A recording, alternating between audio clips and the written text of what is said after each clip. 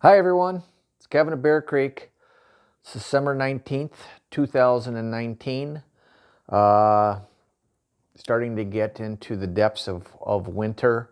We still got a long way to go, but time to start thinking about those winter projects. Now, I've done winter projects in my past videos, my past years, and I'm not really going to bore you with redoing the same uh, with the same thing. But what I am going to do is just give you a couple of tips on some things that I learned on some projects that I had done last year, uh, and how to improve on them, and hopefully it's something that you can take with you and use in your apiaries next year. Um, Earlier this fall, I made some bottom boards and some migratory covers. So I'm set as far as that goes.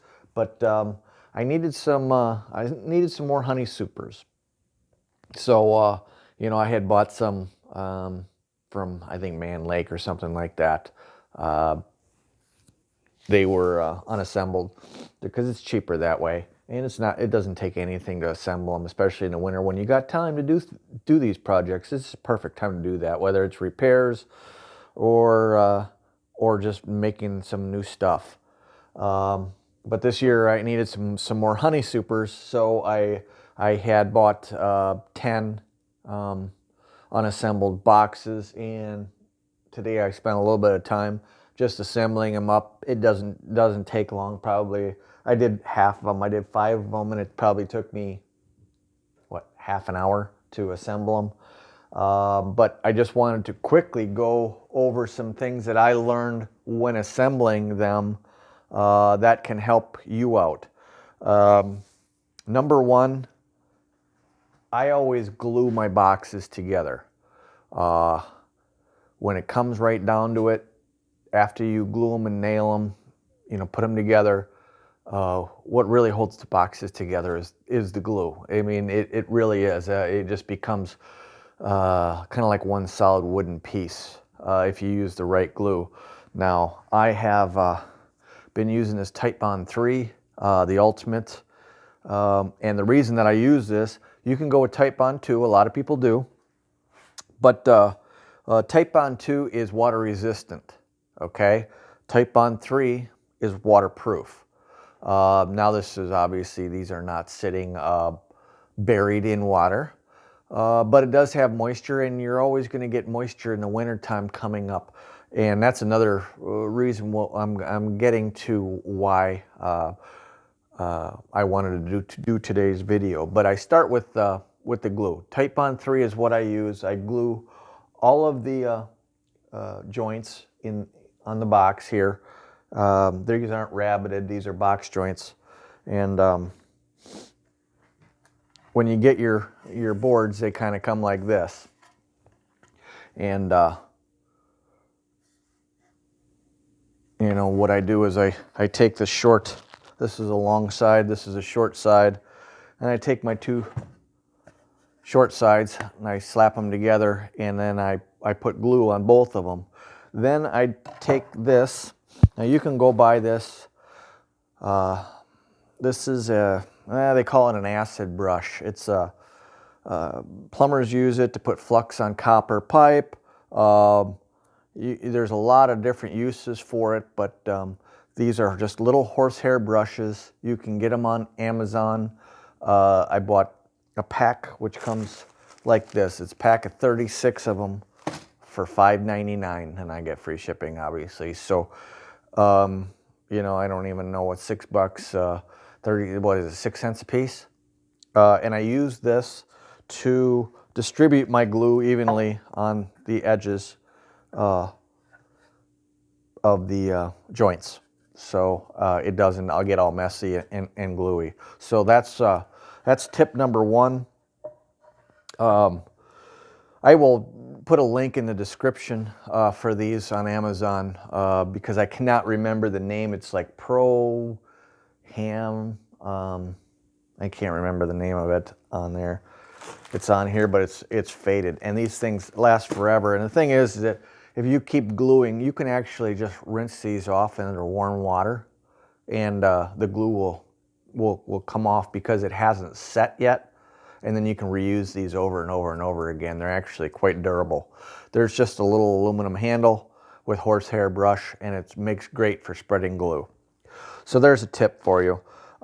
Next tip is when you're assembling your boxes together, they don't come with nails. When I bought my bottom boards,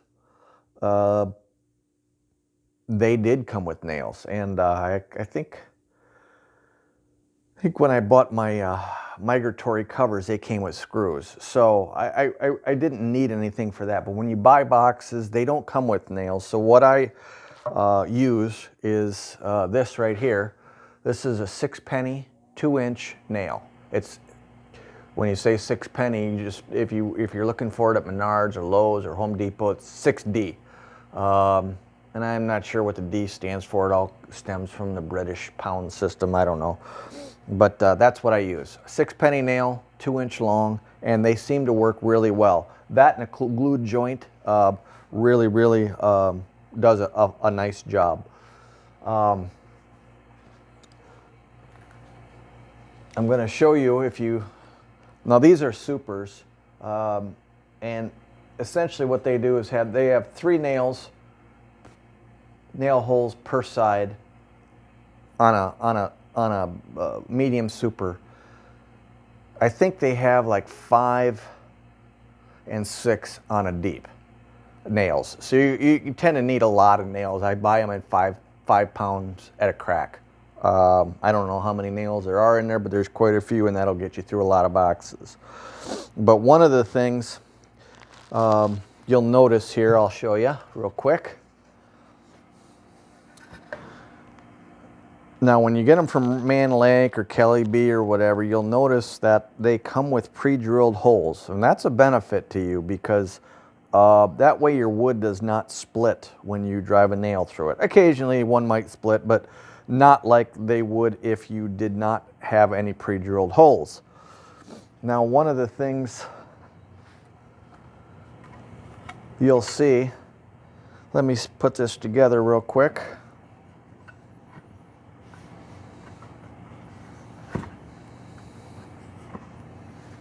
Is this joint, let's get down here. This joint right down at the bottom here. Let's show you on this side, is right here. This length of wood is prone, because there is only one nail hole right here, it is prone to warping. This little piece right here will actually, when it gets damp, this is actually at the top of the hive. I don't know if you see that where the frame rest is. That will actually warp. So what I do is I take a drill with a drill bit that is just about, just a shade under the diameter of the 6-penny nail. So you can't just slide the nail in. It's actually a very tight fit, but it's just enough so the wood doesn't split. And what I do is I drive a pilot hole right there next to it so that I can get a second nail in there. And I'll show you actually on these boxes that I have completed.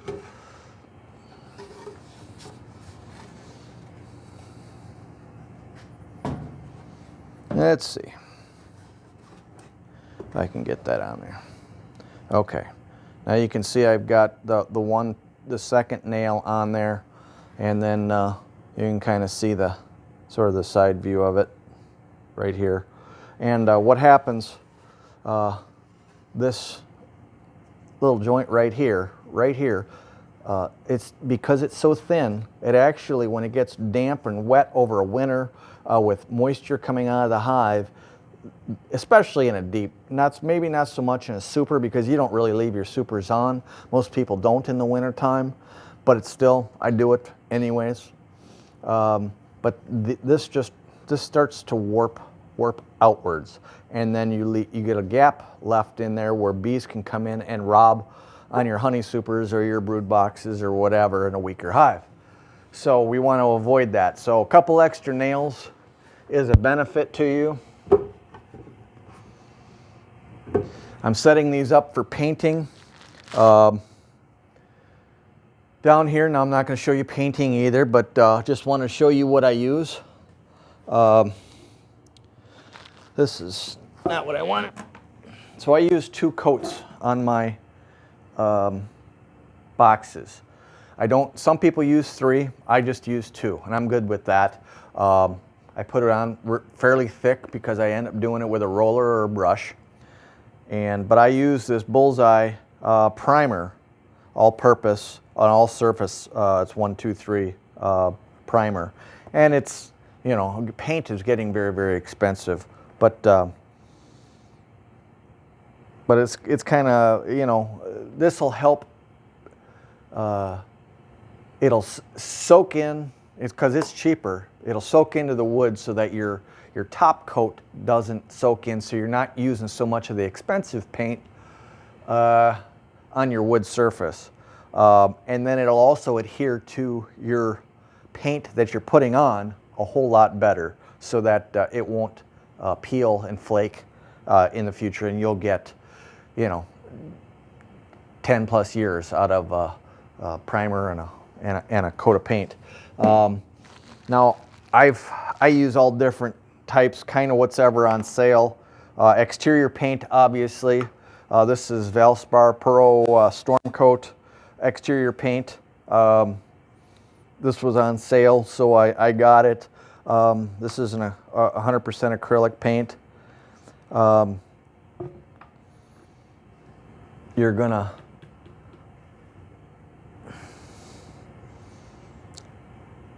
find that you're gonna try to get what's on sale, and that's good. But always make sure that you use exterior paint. Now, when I start doing colors and things like that, I buy it in a smaller jar. This is actual paint and primer, semi-gloss. I always buy semi-gloss. I never buy flat, and I never buy full gloss. Semi-gloss seems to work well for what we do for beekeeping, so that's what I'm sticking to. But again, when you go to the when you go to the paint store, you know, pick a color. Now all my supers are yellow, so I stick to that so that I can quickly scan one of my apiaries, and I can tell immediately how many supers I have on my hives without even guessing that, oh, wait a minute, that's not a super, that's a deep, you know, I just know yellow, okay, those are the ones with honey on them, okay, I got 3 on there, I need to bring out, you know, 2 more, whatever. I try to be, and all my brood boxes are white. Now my nucleus colonies, I paint in all different types of colors. I like to get a little, you know, this one is some dark blue that I had. I got green and beige and light blue, and I do that mostly because nucleus colonies I use for queen rearing a lot. And I want the queens to be able to imprint and distinguish which hives to come in and out of. And I don't want all of them to look the same. I'm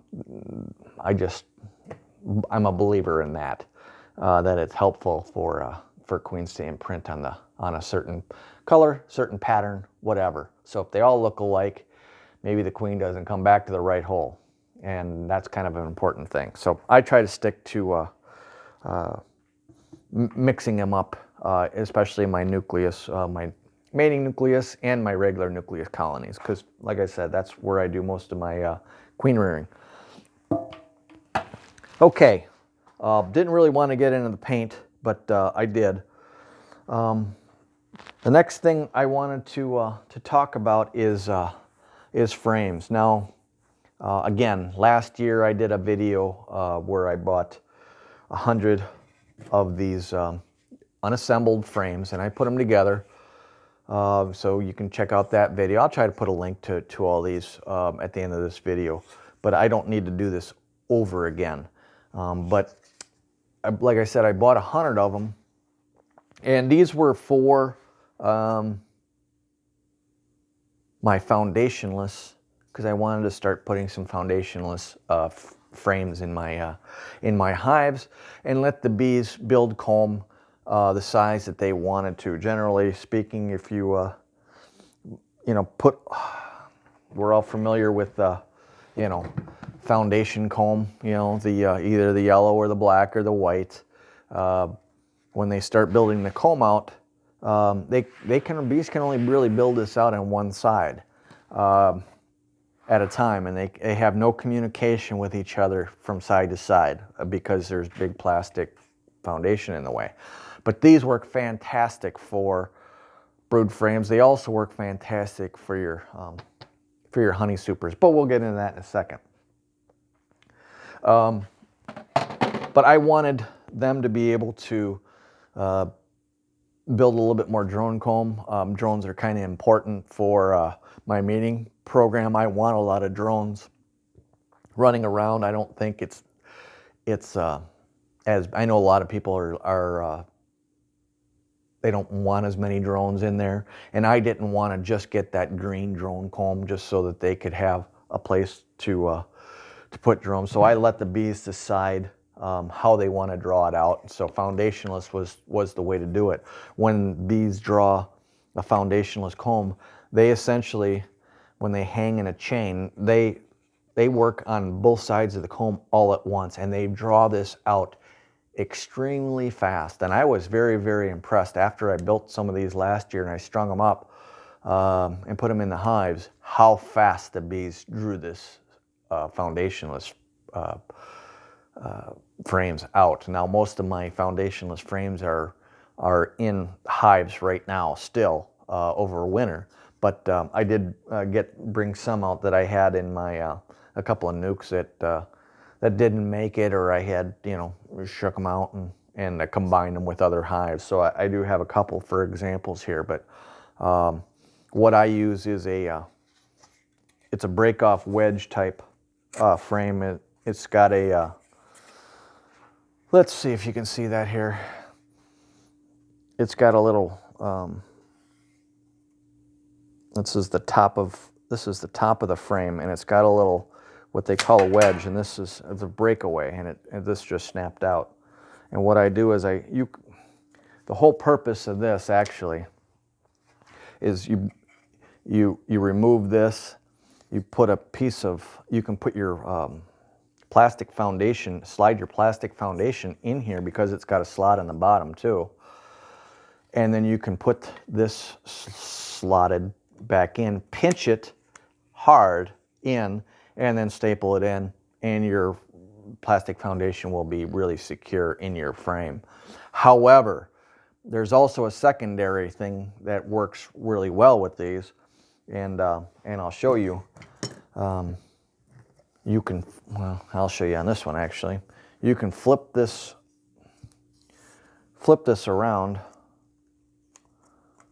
so that it now becomes a starter strip. If you can see that, it came out like this, and I just kind of turned it on its edge. There we go. Okay, I turned it on its edge, and now it becomes a starter strip, and for a foundationless frame. And then you come in and you staple the edge this way from the side, and you only need to put a few staples in, 2 or 3 staples, 4 staples, something like that, and that works really well in that regard. But one of the tips I wanted to throw out to you is I did a little bit of experimenting with how I strung up my hives. If you remember my video, and like I said, I'll post a link to it, I used 20-pound test fishing line on there, and I strung it up so that the bees, when they started drawing, they could attach their comb to the fishing line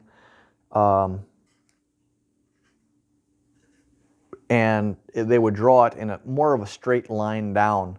And then also when you're working a hive, if they haven't drawn it all the way down, you can actually tip it on its side, and the fishing line will hold it in place so that it doesn't break or fall out or anything like that. Or let's say it gets really hot in the hive and it wants to sag, the wax wants to sag out. It won't do that with the fishing line in place. But what I wanted to show you was the different styles of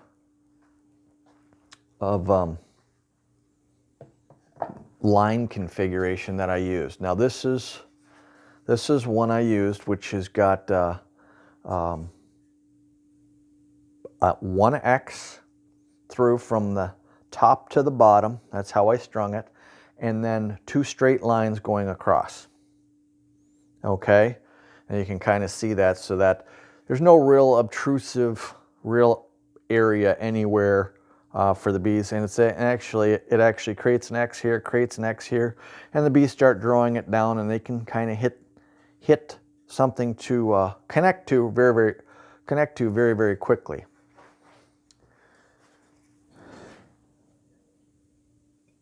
The other way that I strung it up was to do X's. The top middle down to the bottom middle, and then top middle down to the bottom middle. And what it did was, if you can see this conglomerate of, let's get that, of fishing line right in the middle. I'm going to show you real quick a video that I shot last year of a nucleus colony where they did not like this conglomerate of fishing line whatsoever. Now, in this colony right here that I'm showing you, they actually left the middle completely out, then closed it up later, but left the middle alone. They never built that core center out.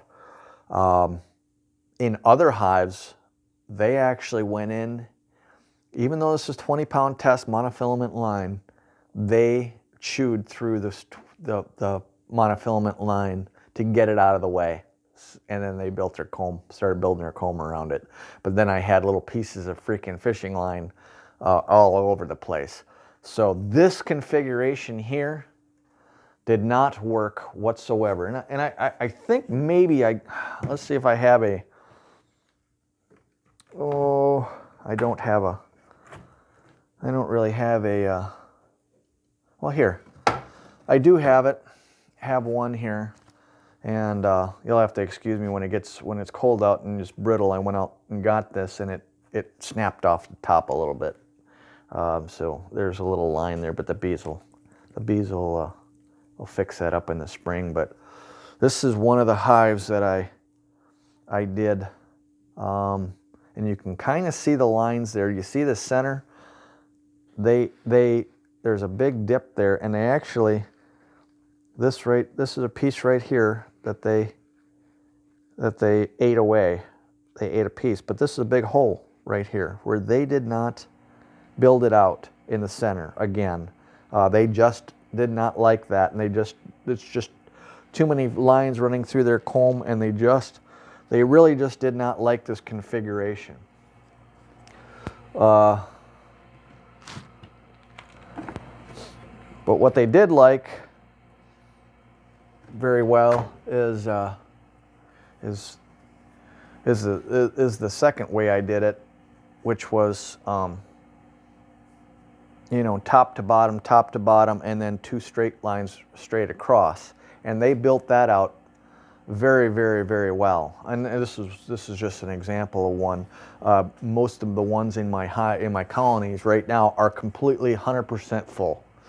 This is just one that they got started on late and never got around to finishing. Now, another thing that you'll notice that I noticed when I did this, I did an experiment, because there are a lot of people that have a lot of videos out there on how to do the starter strips. Now, some people, cut plastic foundation, and they stick it in there, and they, it's an inch deep or an inch, inch wide all the way down, and they use that as their starter strip, or some people cut wax and they do that. Other people do it like I do, but they take and they melt wax all the way down. All I did, I'll show you real quick here.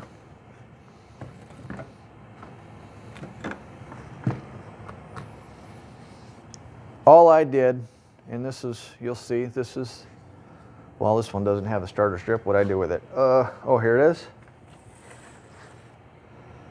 Okay. So, I haven't put the starter strip in, or I mean the wedge in yet. The wedge is now in. And if it was stapled, you'll get the idea. But all I did was I took a piece of beeswax. My friend actually gave me a whole bunch of chunks of beeswax, so that was really nice of him. And a little bit goes a long way. Now I've seen people, like I said, they melt it on there and they're going through wax like crazy. But honestly,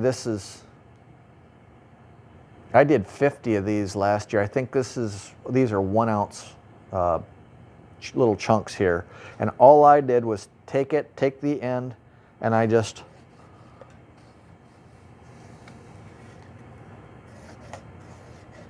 rubbed the wax on, just real light coat.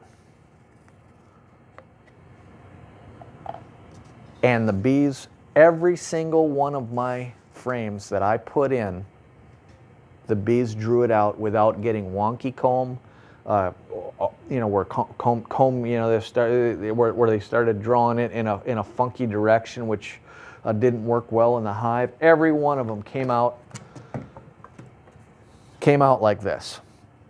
Okay, and I think I hit the jackpot on the idea of how to wax my starter, or how to do a starter strip. Very, very simple, very, very quick, very efficient. I don't use much wax. I use what the frames gave me for a starter strip. So it really, there's nothing to it whatsoever, and the bees seem to get the hint and they start drawing it right from the top, no problem. Now, there are some people out there that will tell you that, well, let me backtrack a little bit. I did this in an effort, like I said, because I wanted a little bit, I wanted the bees to decide what they wanted, whether they needed, more drones, so they'd build some of it as drone comb. This one actually that they drew out is all worker comb around here with a little bit of drone comb in the middle right here. That's it. And on this side, it's all worker comb on this side. So, the bees decide for themselves what they need. I only put 1 to 2 of these frames in a colony per box.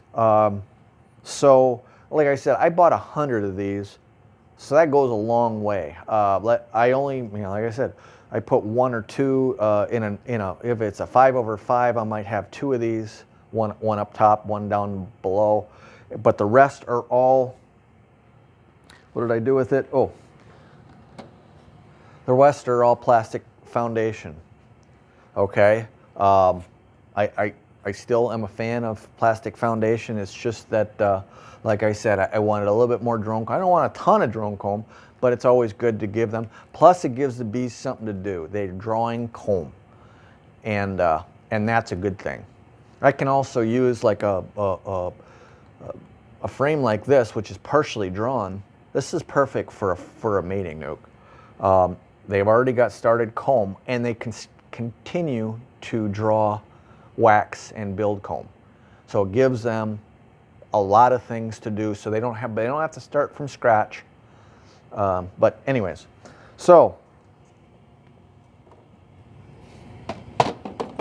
there are some people out there that say that you can, as long as it's got the fishing line in it and they draw it out, that you can put it in a honey extractor if it's a honey frame, and extract honey from it. So I did not buy that for an instant, just because I kind of, as I was working the combs all summer long, it gave me doubt. So I wanted to do an experiment. So I took one of my frames that they had filled with honey, and I spun it out with the rest of my frames.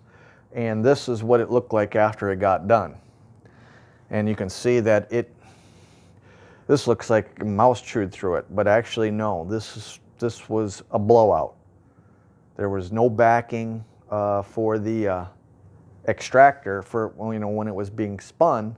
There was no backing for it, so the wax just blew out to the side, and so it was a neat experiment there. There was no honey left in it, but it really did some damage to the to the wax foundation. So in the future, no, I will not be extracting any more of these foundationless frames. Now, if you notice, I mark all my foundationless frames with the year and then an NF as no foundation, or that's how I say foundationless. And that way I know I don't have to sit there and go, has that one got plastic in it or not? I can just look in there and go, oh, okay, that one's foundationless. I know that right away going in. So, yeah, not much else to add to that. Just a couple, like I said, just a couple of tips that I hope can help you in the future. One of the things that I do after I paint my boxes, I have a stencil that I use to mark all my hives. And if somebody wants to steal my hives, well, then they're going to have to completely repaint their hives. So I hopefully it might be a little bit of a deterrent. Anybody seeing my hives will know that it's me being out there, and might be something that you can think of. You can put your initials on there. A lot of people paint pretty colors or pretty pictures on there. Some people are pretty artistic. I am not, but I do stencils on my boxes. If you watched me, you've seen it. So that's it for today.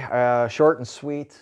I hope that helped you out in the future. I try not to do how-to videos, but I picked up a couple of things that I wanted to share, and if it can help you, all the better to it. Oh, here's another thing, just real quick. For honey supers, I found that, and it's no big secret, and it's why a lot of people do it, but 9 frames beats 10 frames in a honey super. The bees just are able to draw out your honeycomb fatter, your frames fatter. I'll show you real quick here.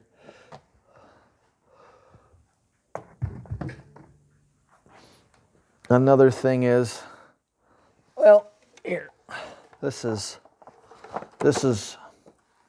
a 9 frames in a 10 frame box, and I'll show you real quick. Well, anyways, 9 frames beats 10 frames, and if you only use your medium boxes for honey, for gathering honey, then what you can do is buy these. There's another tip. We did not use these in commercial. They did not like them because they don't like to be, they can't clean between these notches. But this is a frame spacer is what it is. You buy this, and then you set this in the hive like so, and then you have the ability to very easily space your frames equal spacing apart. These are very, very cheap to buy at Man Lake or any bee supply store. Buy a pair of them at a time. Now, if you're cheaper, or if you double duty your honey supers, sometimes you like to use them as brood boxes. Well, then don't. And when you want to put a honey super, you use it as a honey super, take a frame out and then manually space them. One of the ways that you can manually do it is to grab the box and just give it a little shake real quick, just a real jerk, and actually all the frames will space pretty close to even. If you just give it one little shake, they'll space out pretty good. And if not, then you set it down and you just touch up a couple of them. But for the most part, they'll be pretty well evenly spaced. So that's another tip. Again, these I don't know, they come in bags of 10 or something like that, and they're also very inexpensive. Well, relatively speaking, they're inexpensive. Everything you buy about beekeeping tends to get a little pricey after you add it up. But I like using them. There'll be one honey super that I do not, because I plan to use one of my honey supers for my my timing box queen rearing this spring. I'm going to get back into that again. So hope any of this can help you out. If you got any comments, leave them below. If you like the video, give me a thumbs up, and I hope you subscribe. Merry Christmas, stay warm, happy beekeeping.